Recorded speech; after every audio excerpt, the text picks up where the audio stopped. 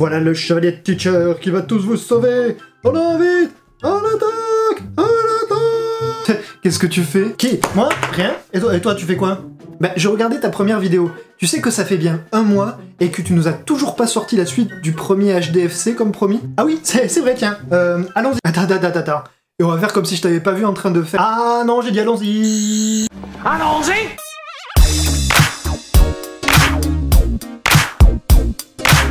Philippe II. C'est l'arrière petit-fils de Hugues Capet. On le surnomme Philippe Auguste.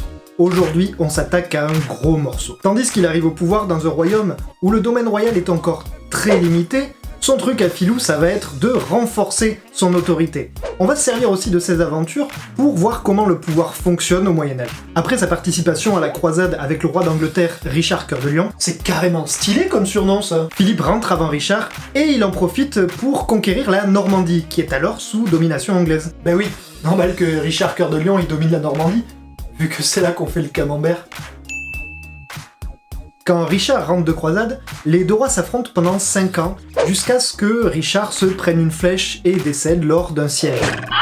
Lui succède alors son frère Jean. Oh, et c'est le prince Jean dans Robin des Bois.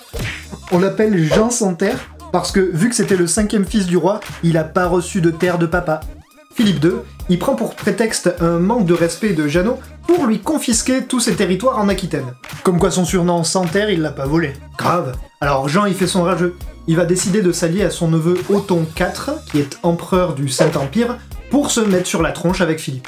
Philippe, je sais où tu te caches. Jean, il attaque du côté de La Rochelle, et il se prend une sacrée dérouillée de la part de Louis, le fils de Philou. Ne me fais pas de mal, c'est à moi. Quant à Othon, il décide d'attaquer Philippe Auguste dans les Flandres. Les armées de Philippe II et de Othon IV se rencontrent près du pont de Bouvines le 27 juillet 1214. Othon attaque un dimanche. Attends, mais c'est pas interdit par l'église ça? Genre jour du Seigneur et tout? Exactement. Du coup ça donne un prétexte au roi de France pour attaquer, comme s'il allait le punir pour ça.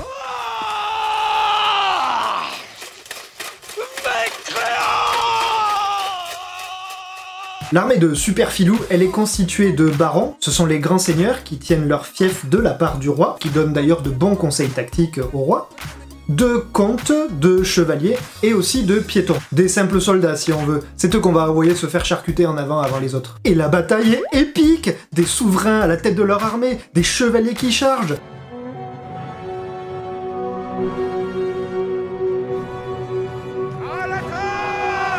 Et puis le roi de France, il se fait arracher de son cheval, il tombe à terre, alors ses chevaliers viennent l'aider, et puis il remonte en selle, il rallie ses armées, et en fait finalement, c'est la défaite pour le camp adverse. Les traîtres sont capturés, et Othon, il est obligé de fuir devant la défaite.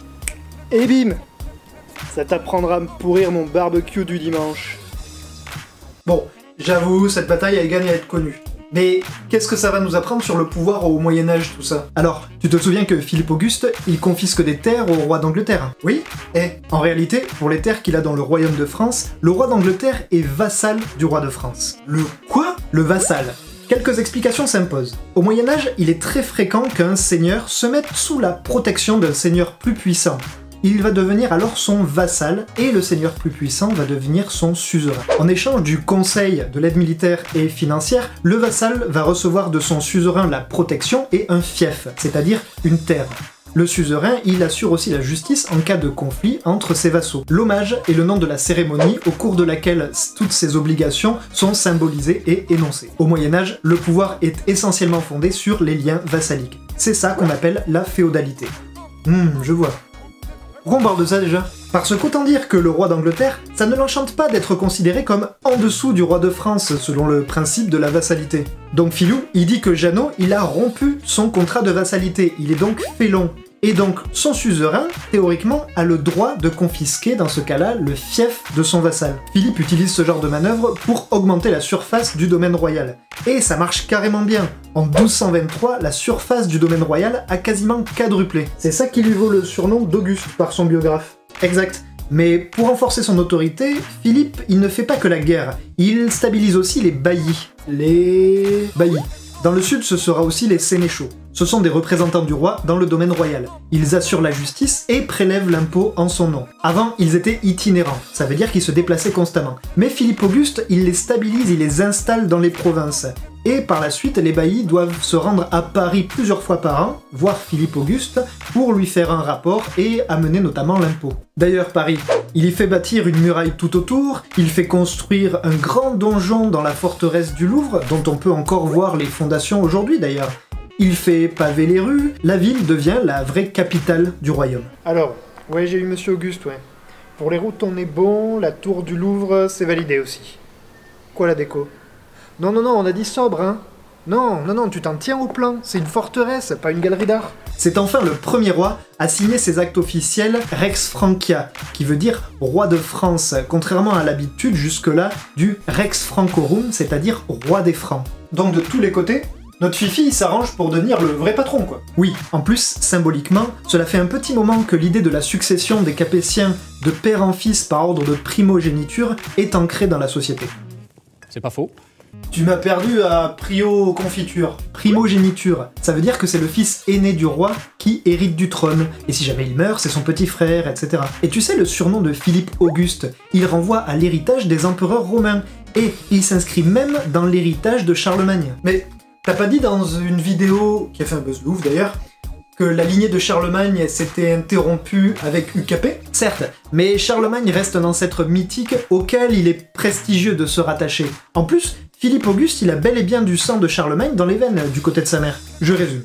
Philippe II Auguste est un roi très important dans l'histoire de la monarchie en France, car il représente un pas capital dans l'histoire du renforcement du pouvoir royal. Territorialement, en étendant le domaine royal, militairement en étant victorieux de ses ennemis, administrativement en faisant de Paris la capitale et en stabilisant les baillis dans le domaine royal, et enfin symboliquement en affirmant la stabilité et la puissance de sa lignée.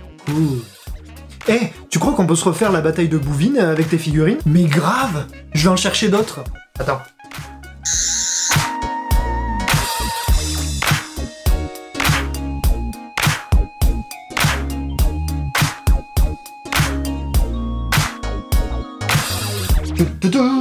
Je suis Philippe Auguste, je vais mourir autant. Et moi je suis autant 4.